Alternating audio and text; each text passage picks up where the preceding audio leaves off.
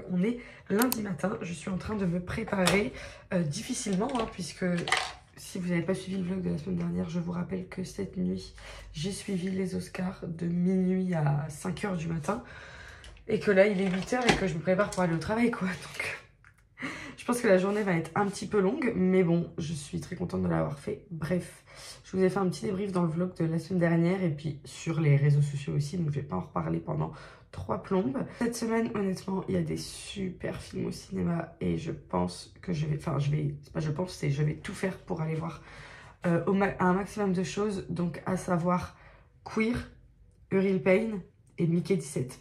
Donc vraiment objectif cette semaine, aller voir ces 3 dingueries, dont Uriel Payne qui vient de gagner un Oscar cette nuit pour Kieran Culkin, acteur dans un second rôle. Donc j'ai vraiment très hâte de voir ça. À part ça, cette semaine, qu'est-ce qu'on a de prévu d'autre?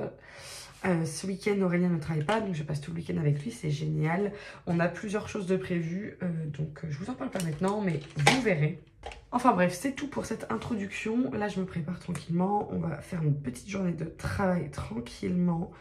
Je pense tout doucement, hein, parce que vu comment je suis fatiguée, honnêtement, je pensais que j'allais être encore plus fatiguée que ça. Mais finalement, j'ai réussi à me lever, ce qui est déjà incroyable. Donc, c'est pas plus mal. Voilà. Allez, on est parti.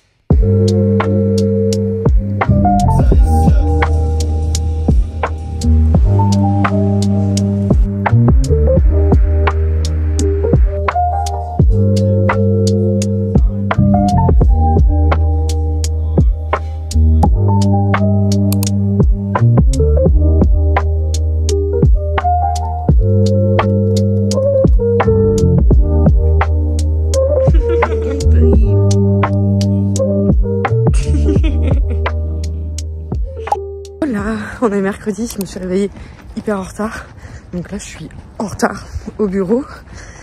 Donc, c'est tout, c'est pas grave. Mais je sais pas ce qui s'est passé. Genre, j'avais pas de réveil. C'est le réveil d'Aurélien qui m'a réveillée.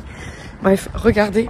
Il fait juste trop beau. Et je suis trop contente parce que après le taf, on va rejoindre Aline et Romain. Et on va vraiment faire un truc que j'adore faire. Et là, vraiment, je pense que j'en avais besoin. On va se poser dans un parc à Lille et profiter du soleil et être à 3 et parler. Et voilà, ça va être trop cool. Bref, avant ça, il y a la journée de taf, pardon. Et j'ai un tournage en plus ce midi. Donc, c'est parti. Lui, il va m'accompagner toute la journée. J'ai essayé de faire quelque chose, ça n'a pas marché.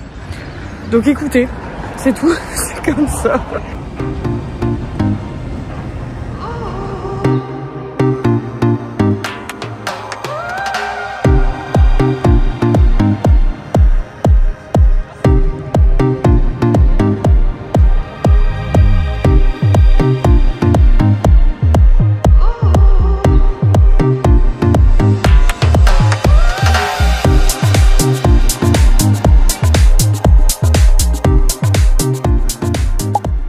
Là, on est jeudi matin.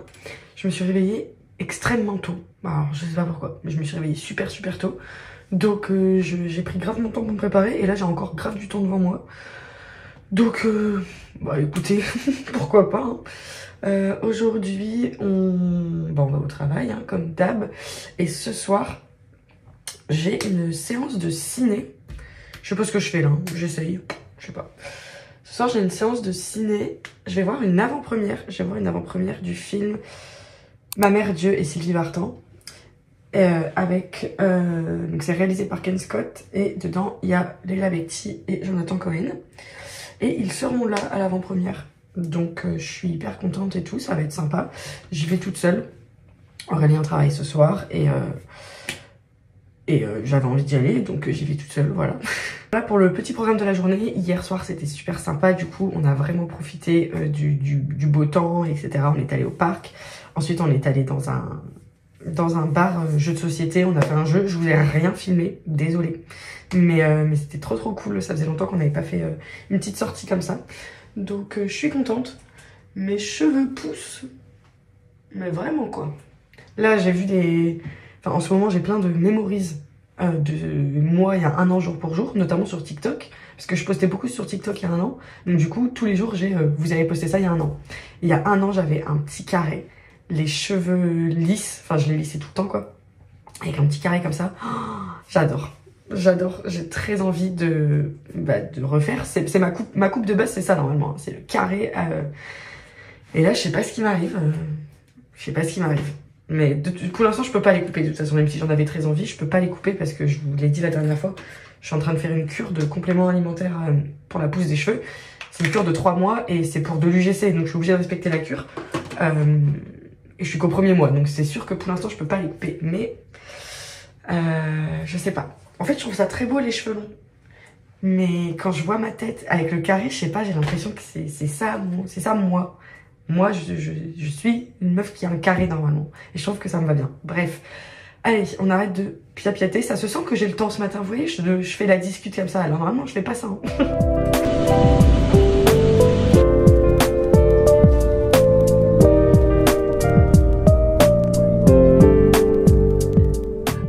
Du cinéma, j'ai été voir un premier film qui s'appelle When the Light Breaks. Je vous mets l'affiche ici. En fait, à la base, j'ai juste été parce que j'ai une séance là maintenant à 20h30 et j'avais la flemme de rentrer chez moi et de revenir sur l'île après. Donc je me suis dit, quitte à être déjà sur l'île, je vais regarder un autre film. Donc j'ai été voir ça.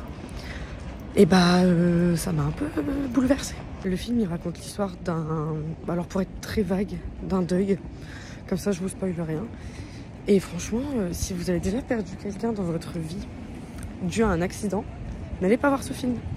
Parce que franchement, ça remue. J'essaye de porter mes couilles et de vloguer dans la rue. Je vous jure que c'est pas toujours facile. Bref, donc je disais, franchement, c'est un film qui remue si vous vous sentez un petit peu concerné. Donc, comme c'est mon cas, j'étais un peu en mode... Alors, on va retenir les larmes. Enfin bref, franchement, je vous le conseille quand même parce que c'est à voir. Mais si vous avez un petit cœur fragile, faites attention.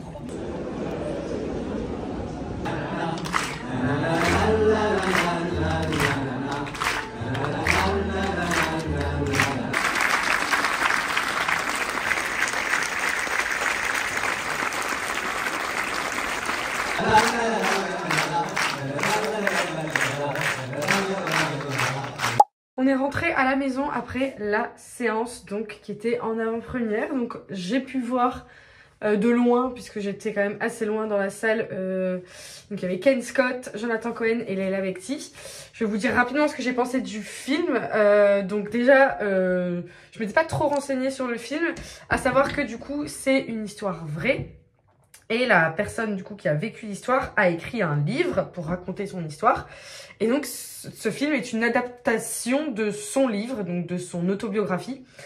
Donc voilà, ça rend l'histoire d'autant plus touchante, sachant que du coup pendant les questions après le film, Ken Scott a vraiment dit que la vraie personne donc, qui s'appelle Roland Pérez a vraiment activement participé en fait au tournage et à l'écriture et à la construction du film, et ce que je trouve génial. Ce que je savais pas aussi, c'est que du coup, donc le film s'appelle Ma mère, Dieu et Sylvie Vartan. Sylvie Vartan occupe une grande place dans l'histoire de cette vraie personne, et donc dans son livre, et donc dans le film. Et il se trouve que c'est la vraie Sylvie Vartan qui joue dans le film son propre rôle. Donc voilà, donc c'est des petites anecdotes assez sympas. Le film en lui-même, qu'est-ce que j'en ai pensé? J'ai été assez touchée par le film en fait. C'est du coup une très très belle histoire de... comment dire, de parentalité. C'est-à-dire qu'on va vraiment suivre la maman qui va surprotéger et se battre coûte que coûte pour son fils. Donc c'est une très belle histoire d'amour entre une mère et son fils. On va suivre le petit sur plus de 50 ans, donc de sa naissance jusqu'à ses 50 ans, donc vraiment une grosse partie de sa vie, et comment sa mère va impacter sa vie en fait pendant toutes ces étapes. Il y a des scènes qui sont particulièrement touchantes, beaucoup de scènes musicales du coup.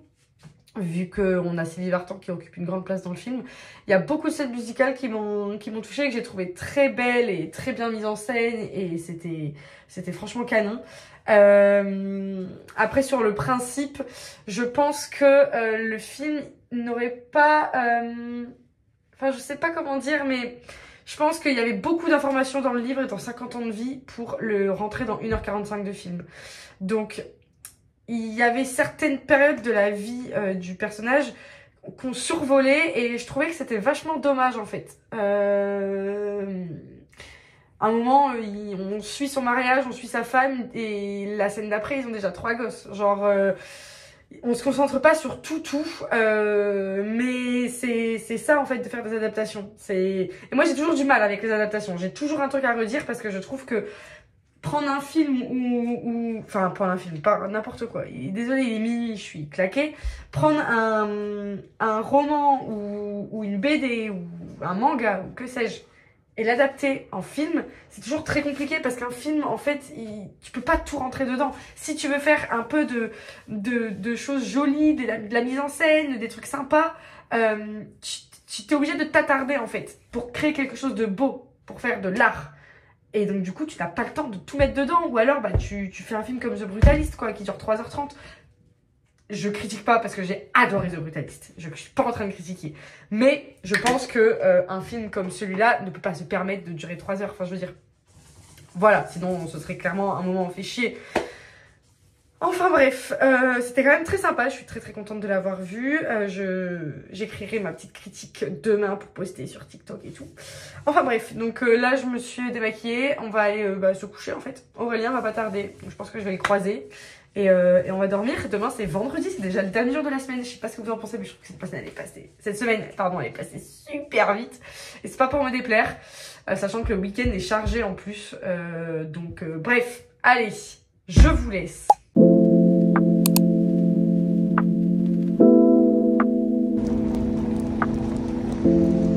C'est vraiment trop grave comment il fait beau et comment ça met de bonne humeur.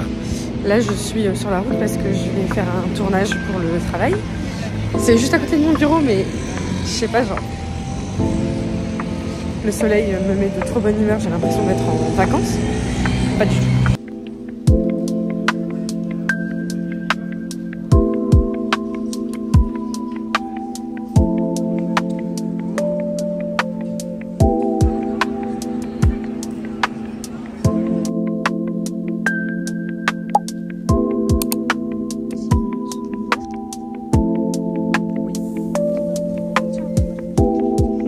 Waouh!